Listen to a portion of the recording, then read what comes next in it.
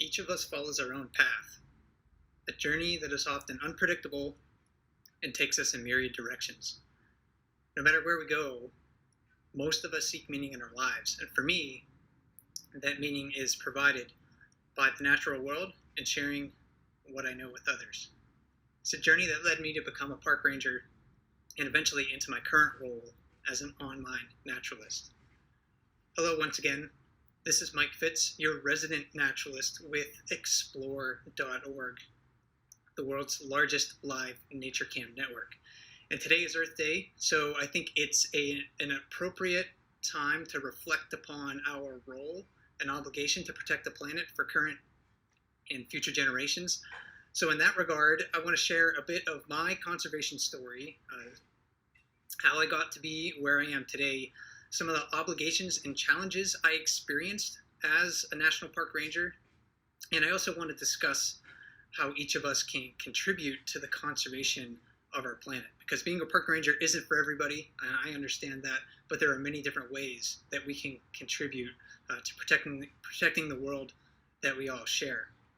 So along those lines, if you have questions about being a park ranger or about how we can contribute to the protection of the planet, I'll be happy to try to answer those for you. So you can drop those in the chat window on explore.org, and one of the helpful moderators from Explore will be feeding those questions to me and sending them my way. So we'll try to get to those later on in the chat. And I see there's already a couple up in the queue, so that's great. We'll get to those in just a little bit. But like I mentioned before, I did want to share a little bit about my story. And that's, to be honest with you, a little bit of an uncomfortable topic for me, just because I don't like talking about myself. But I will share some of this story because I think there's some value, of course, in sharing each of our stories about how we've come to care about the world that we live in.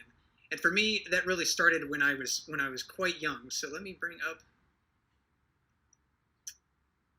something here. So this is mini me. I don't actually know how old I am. I'm probably 5 or 6 years old in this photo, and I'm only half joking when I say that it probably was the height of my fashion sense. So I always enjoyed being outside, and I was lucky enough to live in a rural area of Pennsylvania where I was close to some large state parks, at least large for Pennsylvania. I had the opportunity to go in the woods quite often when I was a kid, so I enjoyed being outside quite often. I was exposed to a lot of animals when I was young. We had pets at my house, everything from chickens and ducks and geese to, of course, dogs and cats and turtles. But we also didn't have a lot of money when I was a child, but we were able to go camping every once in a while. And that brought me to experience and see different parts of the state. In fact, one of the most unique and interesting parts of Pennsylvania is near the Ohio boundary in Pymatuning State Park, where you can go and you can feed carp. Now, these are non-native carp. These are not native to the state. But I loved doing this when I was a kid. And actually, this is a video that I took just a few years ago. So this is one of the greatest wildlife gatherings in Pennsylvania, the carp that you can go see at Pymatuning. But having those experiences as a child really did help to inspire me with a love of the natural world. And that was just around my home. We hardly ever traveled out of state when I was a kid. So I didn't have to go far to really start to feel like, hey, there's something special about this planet. But when I got to college, I decided to maybe to fulfill a little bit of wanderlust, that feeling that I had deep inside. And so I started to intern at different places, especially places that were protected areas, federal protected areas, to help educate people about those spots, just to kind of get my feet wet, to see if I really sort of enjoyed this line of work, because I really wasn't sure. I did know that I wanted to be outside, and I wanted to do something with parks and protected areas. So my very first internship was actually at the Cleveland Lloyd Dinosaur Quarry. So this is in the middle of Utah in a very remote spot. I was happy to see that not that long ago, just a few weeks ago, it was made a national monument. as part of a big public lands package that Congress passed and the president signed. So Cleveland Lloyd Dinosaur Quarry, a Jurassic-aged fossil site, very a special place. And then from there, I moved on to interning at Badlands National Park in South Dakota. And I wanted to, of course, continue to explore. So I moved on from Badlands to Assateague Island, and here I am with my heavy metal hair. At the time, that's not necessarily hippie hair. That is what I like to call my heavy metal hair stage at Assateague Island. That was where I had my first paid position, and eventually I moved on to several different parks. In fact, I've worked in 9 different national park sites, so including Badlands and Assateague, Carlsbad Caverns, Mount Rainier, Acadia, Death Valley, Yellowstone, North Cascades, and of course, my favorite park, the park that I've worked at the longest, Katmai National Park and Preserve. And this is a place that really opened my eyes to what a true large-scale healthy ecosystem looks like. In the lower 48 and all these other places that I had been, they were really special, they were really beautiful, but they were also heavily impacted by the hand of humanity. But Katmai is not like that. In fact, Katmai, if you're unfamiliar with that place, protects some of the most dense populations of brown bears in the world. And at Brooks Falls, it's not uncommon to see 1 or 2 dozen bears feeding there for salmon. It protects the site of the largest volcanic eruption of the 20th century. That's the Nova-erupted Katmai eruption of 1912. And here I am with a couple of people in the Valley of 10,000 Smokes, a landscape that was created during that eruption. And during my career as a park ranger, I was a particular type of park ranger. I was what nowadays is called a interpretive ranger. In the past, they often were called a ranger naturalist. And what might that be, you wonder? Well, that is, I describe it as the role of an interpretive ranger is just to enhance people's experience when they visit a park. It's to help them have an ethical and enjoyable visit and to learn more about the park's significances. So at first I had to get over my fear, of course, of public speaking, and that was difficult for me to do. But at Katmai National Park, I really felt like I found my niche. I found a place that was eye-opening for me. It was very special. And it was also fortuitous as well, because about halfway through my time at Katmai National Park, Explore.org entered a partnership with the park, and that allowed me to expand my reach just beyond the people that are visiting the place and to talking to people around the world. And that's a role that I'm currently in right now, as in my role as this online naturalist, as I like to call myself, with Explore.org. And now that's a little bit of my background. For me, being a park ranger was a very rewarding experience. It was also very challenging, and it could be very frustrating at the same time. Federal employees, especially for land management agencies, do experience a lot of challenges in their day-to-day work life. I know a lot of people are often curious, though, about what it is like to work as a park ranger. My experience was fairly specific in that I was, again, that ranger naturalist. So I don't have a whole lot of experience in other divisions of the National Park Service. I didn't work as a scientist, or I didn't work as a law enforcement ranger. I didn't work necessarily as an administrative officer. But all of those positions are available too. So if you want to contribute to a public land agency, you don't have to be a frontline naturalist. You don't have to necessarily be at the visitor center desk answering questions all the time. There's a lot of different tasks that are available to you. And you also, if you're wondering, well, what sort of degree might I need to become a park ranger? Well, you don't necessarily need a specialized degree to be an interpretive ranger like I was, or really any degree at all. It's helpful. It's helpful to really have that knowledge in the sciences, to have a background in geology or biology, something that can help you to discuss the significances of those places and answer questions that people might have. But it's not necessary. Experience can count just as much. But I would say that if you want to be an interpretive ranger, you do want to have a certain number of traits that can help make the job easier and more enjoyable for you. You want to be, of course, curious about the site that you're at. You want to have a willingness to learn and continue to research about these places. You might think, well, once I get out of high school or college, I don't have to research anymore. But that's not true if you're an interpretive ranger. Really, the process never stops. You never stop learning about the places that you're working in and the places that you care about. So constant study is important. Like I said, you have to maybe overcome the fear of public speaking, and that was difficult for me at first.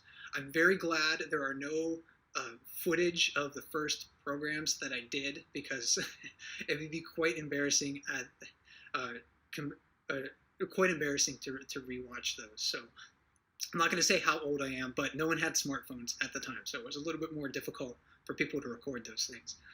So you have to overcome your fear of public speaking if you want to be a park ranger as well. You have to have patience with people, and you want to have tolerance, of course, for unexpected challenges. And maybe some things that you might not expect, park rangers to do, or maybe you just don't want to think about it because it can be a little unpleasant. Because I want to go back to the slideshow here in just a moment and talk about some of those unseen tasks, or maybe unsung tasks, that a lot of park rangers have to do on a daily basis to keep parks operational. And they really do deserve a lot of thanks for the hard work that they put in. So let me transition back here. So because, well, what is that? Well, that's a toilet. It's a composting toilet, to be more specific. There was one summer where I worked as a backcountry ranger in North Cascades National Park. And sometimes people think, hey, you're out there, you're just hiking all day. It's just absolutely wonderful. And it is in a lot of ways. But there are things that you got to do to make sure that people are having an enjoyable experience. And sometimes those things are not as pleasant as hiking through the forest. So these toilets, I'm going to spare you the finer details, but these toilets you had to open up. You had to, of course, protect yourself, open them up, and get ready to get dirty. So stirring those composting toilets was something that you had to do. Protecting myself, even no matter how hot it was, I put long sleeves on, as you can see, a face mask on to make sure, just in case there was any sort of splashback. You could be, a 2-day hike away from the road. So it was very important to make sure that you were careful in these situations. But protecting parks does often necessitate some of these dirtier deeds. Now, skipping to maybe a slightly different tangent along those lines, one of the more challenging parts of being a park ranger is repetition. It's not necessarily repetition in hiking, for instance, but it's repetition in talking to people about the same things over and over and over again. And I know sometimes people get frustrated about that, but that's one of those characteristics that maybe you want to have as a park ranger, is just a tolerance of those situations. Like if you were a park ranger at Katmai National Park, at Brooks Camp specifically, everyone who goes to Brooks Camp has to have a mandatory orientation so they know what to do around brown bears. And you may be giving that maybe a half dozen times a day. It's a 20-minute orientation. So repetition is certainly part of the experience. I know when I worked at Yellowstone, for instance, a lot of people would come into the visitor center and they would want me to help guide them through their visit, whether it's a day, a week, a month, or more, or more. And that sometimes was frustrating, but I had to remember those are the first time those people are asking those questions. So it doesn't matter how many times I heard those questions.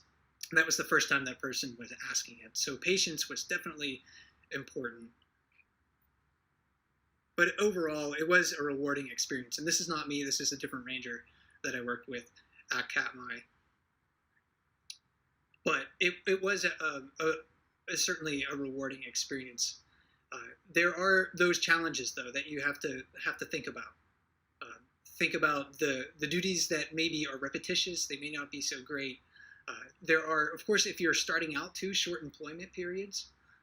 So if you're, especially most park employees that you might interact with, if you go to a national park, are just seasonal employees. So they're there for a maximum of 6 months, and then the park says, hey, thanks a lot for your help. Now find something else to do. So there's that employment challenge. There's challenges of inadequate housing. One of the reasons why I wanted to be a park ranger for a long time is because I got to live in parks, and that was an important part of my experience. But some of the housing isn't so great in national parks. You may have heard about a backlog, a maintenance backlog that's billions of dollars within national parks. And that's largely a product of Congress not appropriating enough money to fix national parks, but it trickles down to the employees, especially through aging housing, aging infrastructure, and things of that nature. So it's a rewarding experience, but it's also challenging at the same time.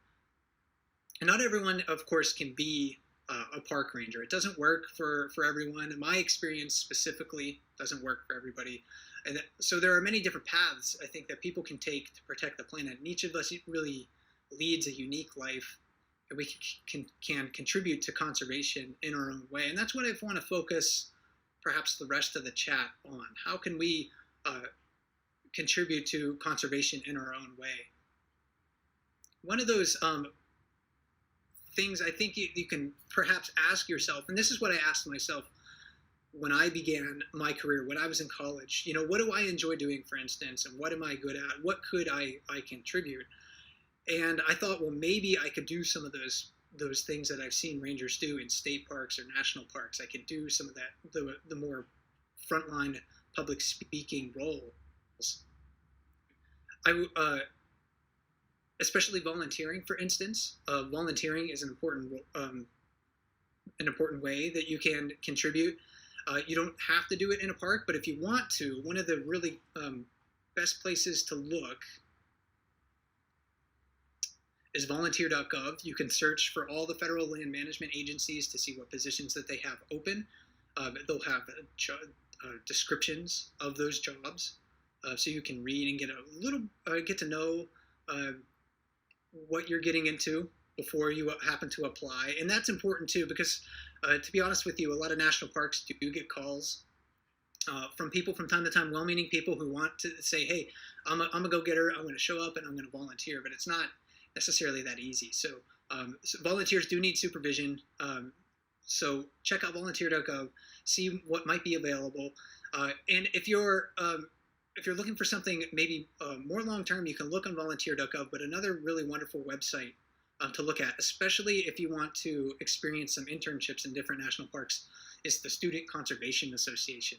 And this is an organization that I got my start in. So when I volunteered at Cleveland Lloyd Dinosaur Quarry, and when I volunteered at Badlands National Park, I was an intern through the Student Conservation Association.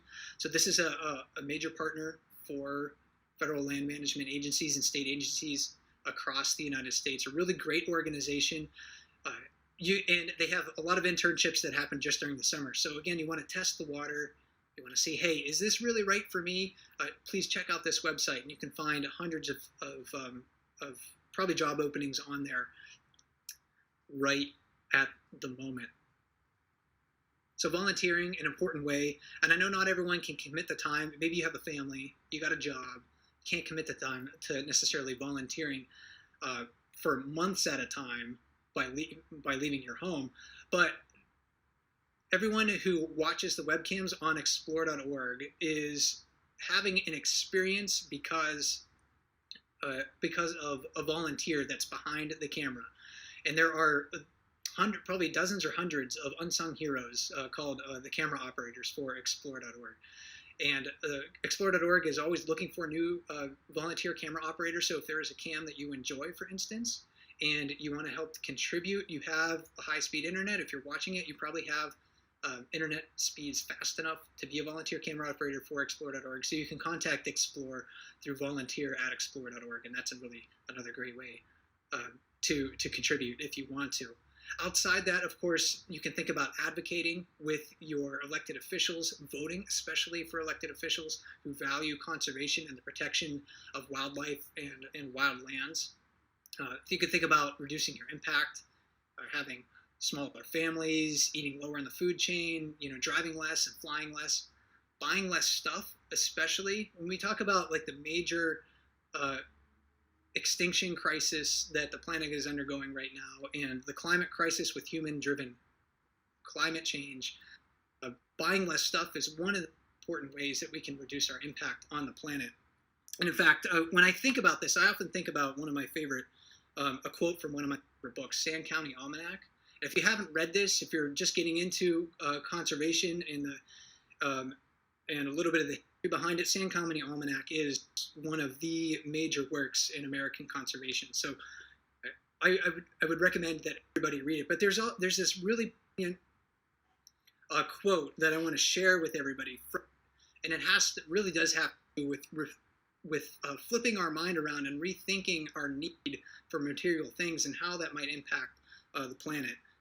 So Aldo Leopold, who wrote Sand County Almanac, says, it's just a few pages in, this is in his foreword, our bigger and better society is now like a hypochondriac, so obsessed with its own economic health as to have lost the capacity to remain healthy.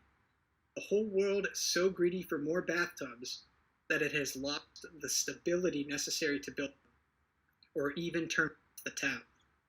Nothing can be more salutary at this stage than a little healthy contempt for a plethora of material blessings.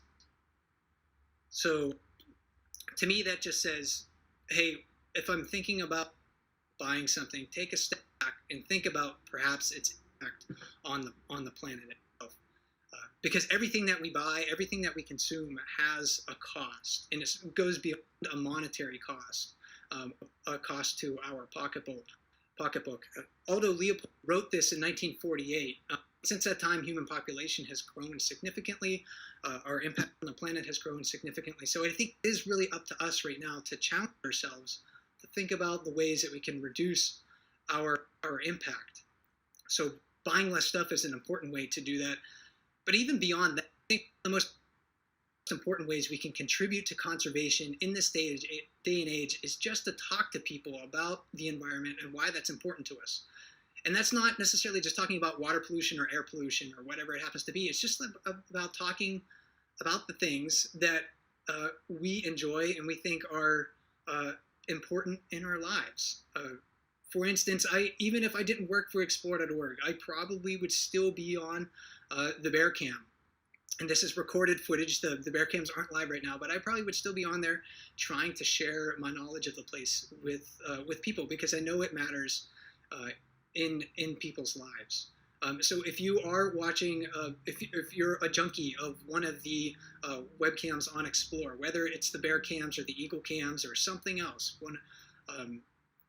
there's an opportunity there for you to share your love and knowledge of these places. Talk about these places with your friends and family. I think there is really great value in sharing your experience. There's really great value in observing wildlife on the cams, and of course at home too. You don't need to go necessarily out to a national park to have meaningful experiences with wildlife or nature. Sometimes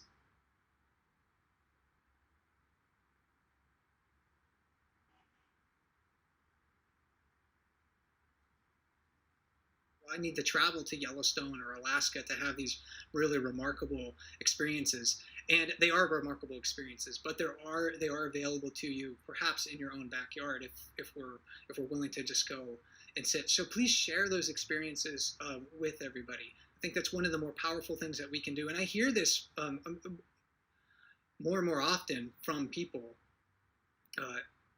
in my day-to-day life. I'll hear a story from somebody who said, "Hey, you know what? I was talking with somebody about the bear cam, and they didn't know about it, and now all of a sudden they're hooked, and they can't turn it off." And I think that is really wonderful. So please talk about the things that are important to you regarding the environment, the conservation of wildlife or wildlands or a particular place, whatever it happens to be. You can be a champion for those places. I really do want you to share your biophilia. And to kind of conclude, this little talk before I get to some of your questions. And I know a little bit of that cut out before. so hopefully you didn't lose too much of the audio. But I want you to really do share a little bit of your biophilia. Biophilia is a term popularized by E.O. Wilson, so a famous conservation biologist. He popularized it in the 1980s. And that term, biophilia, means an innate desire to connect with nature. And I think this certainly describes a lot of my behavior. And I believe biophilia resides in all of us. And you might think, well, I'm just one person. But one person's actions really matter. They matter collectively. They matter at the ballot box when we go to vote. They matter when we decide whether to buy something. They matter in our efforts to reduce our carbon footprint. And your actions may inspire others in ways that you maybe don't realize. And that actually happened to me. You know, if I can go back just a moment here to, hang on a second. Let me get back to the right photo.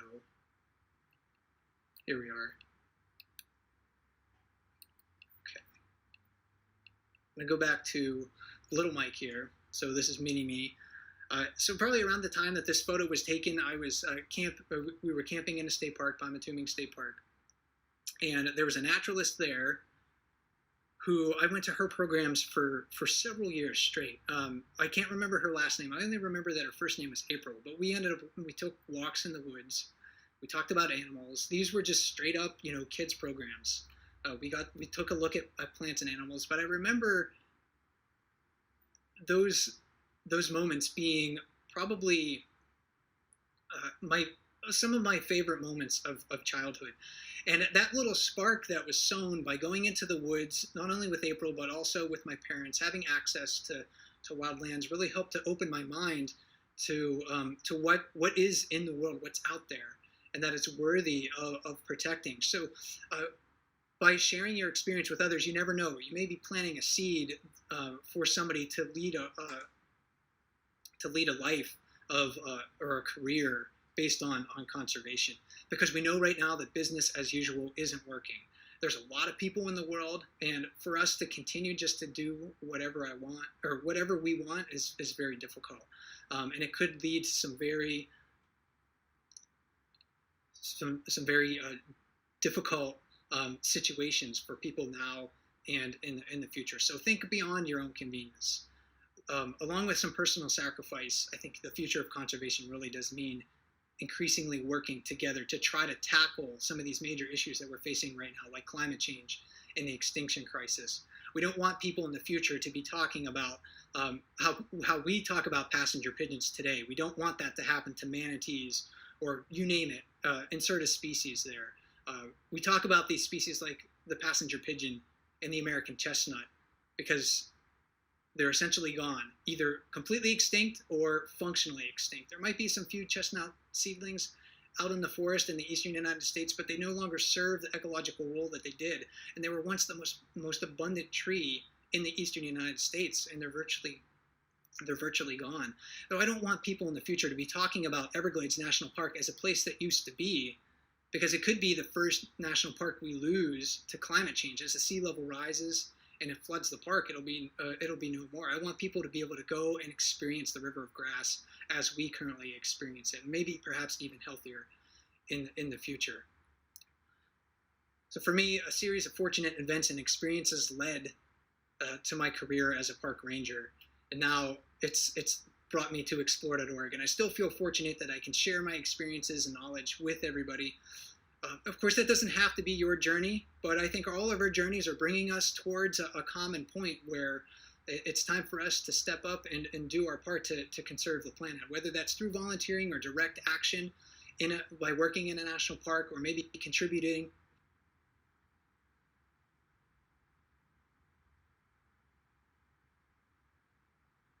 each and every one of us to of the planet. And with that being said, joining me today, a little bit late, my name is Mike Fitz with explore.org. There are a few questions we'll have in the queue. Answer those before I call it.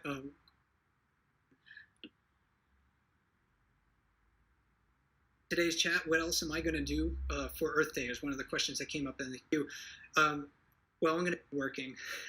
I have, beyond this, I have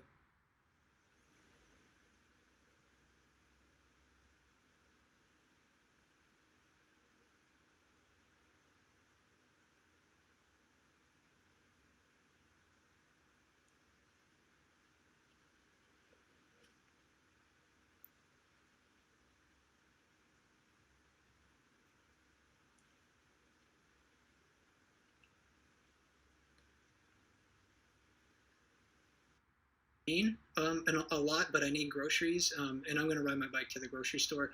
That's a normal habit for me.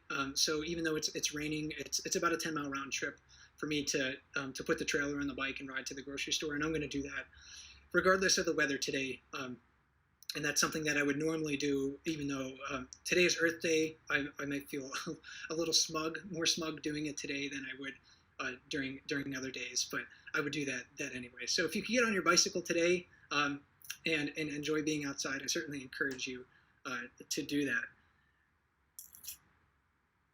that. Somebody was wondering what food choices are best for the planet.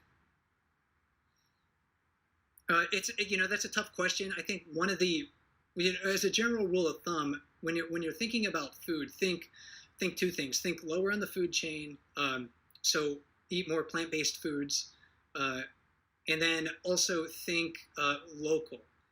So it doesn't necessarily have to be organic or not, but if you can buy food that's grown closer to home, that's better.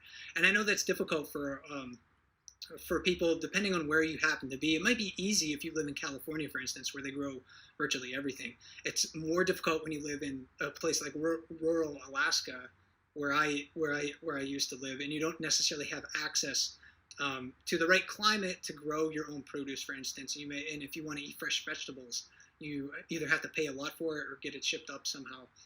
And I think that's why a lot of people in rural communities do rely on hunting and fishing to help supplement their diet or become a major part of their diet. So think local, think lower in the food chain. I think those are kind of the two general rules of thumb when you're thinking about what food choices are best for the planet.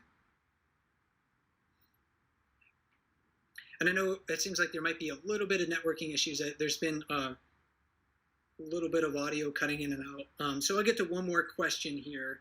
And this is actually a difficult question to answer. This is a hard one to answer. It's what is your happiest memory of being a park ranger? And I'd have to think about that. I've been lucky enough to have many remarkable experiences through at national parks. Each one of them is special in their own way. I don't know. I do think of any one moment or moments that are special to me. I think the ones that are most special to me have been perhaps at Katmai as a ranger, standing on the wildlife viewing platforms and just being surrounded by brown bears and salmon. It's really hard for me to top that experience. So that is a very recent experience, very happy experience for me. Also, working as a backcountry ranger at North Cascades National Park, which is just not too far from where I live right now. Hiking to some remote mountain location. There's a helicopter nearby, so hopefully you can still hear me. But yeah, being out in the park, being alone on these trails, really wonderful. Having the time to stop and observe, like an elk or a deer or a black bear that I happen to see on the trail. Yeah, again, really remarkable experiences. And then there's I can't think of one particular instance, but one other example that I'll give happens to be if I'm giving a program and somebody come up to me after the program and said, you really made me think about how special this place is. Those are also very meaningful and special experiences for me, and some of my happiest moments as well. So difficult question to answer. Thanks to whoever put that one up there. I'll have to do some more thinking about it to think if I can think of one special moment. It might be a little bit too hard for me to narrow down. But I hope everyone out there is able to enjoy Earth Day in their own way, whether you're watching the cameras on explore.org or if you have the opportunity to get outside today, do some bird watching or just look at some wildflowers. I know they're popping across much of the northern United States right now. So it's a great day to celebrate the Earth, celebrate everything that it provides for us, and to also think about how we can challenge ourselves to make sure we're protecting it for ourselves and future generations. But thanks for joining me today. Again, my name is Mike Fitz with explore.org. Never stop learning.